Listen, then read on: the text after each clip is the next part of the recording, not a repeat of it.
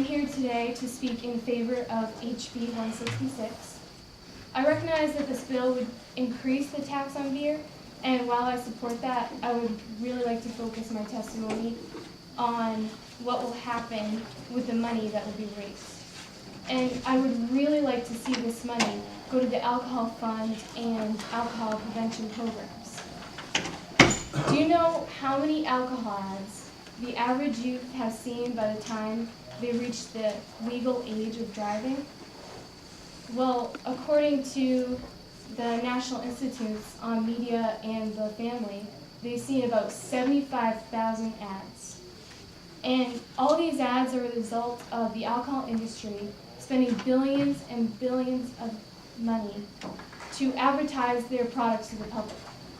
And the public responds to this by spending even more money and buying their product completely unaware of how harmful it is to them because the advertisers don't inform them of it. This is where the alcohol prevention program comes into play, to teach the public what alcohol really does to you and the horrible situations it can place you in. Of these 75,000 of ads that average youth has seen, do you think any of them have ever mentioned that there are 14 million alcoholics in this country? Have you ever seen a beer commercial with the word addiction? Of course not, because they want to seem like their product is great and not mention it in a negative way. How about the fact that the alcohol industries don't inform girls my age if they have alcohol, they can be vulnerable to sexual assault?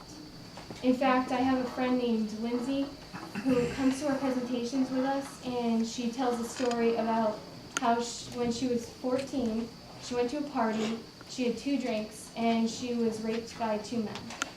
And she was only a freshman at the time, but any of the ads she had seen by then couldn't have informed her of what happened to her. And actually, they use ads that try to sexualize alcohol, like that. And they'd never tell a girl that if they drink alcohol that it could actually leave them really vulnerable.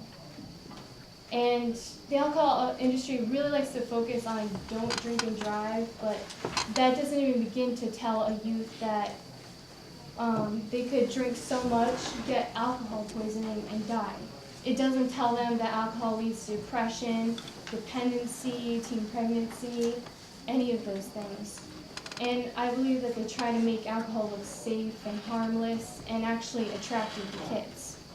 And I know it's a bold statement saying that they try to market to kids, but if you look at an ad like this one, I mean, they're connecting their product with video games with beer. And I'm sure none of you play video games, and I'm sure none of you could tell me what kind of video game system that is. Whereas if I asked... It's a phone. Some of us have kids. Whereas if I asked the class of 8th graders what kind of video game system that was, almost all of them could answer my question. And even the Budweiser mask, Halloween mask, I mean, what kind of adult would wear that? Yeah, 6-pack, quite.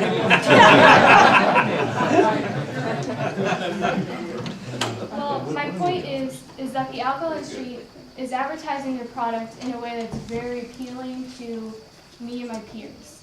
And if the state doesn't invest any sort of money in prevention of this, then the only message we'll be getting is the one from the alcohol industry.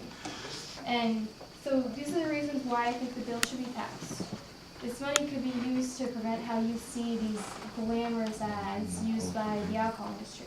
And we're only asking for this little bit of funding from the tax to help us against this $1 billion corporation that's not telling the public what they need to know about alcohol.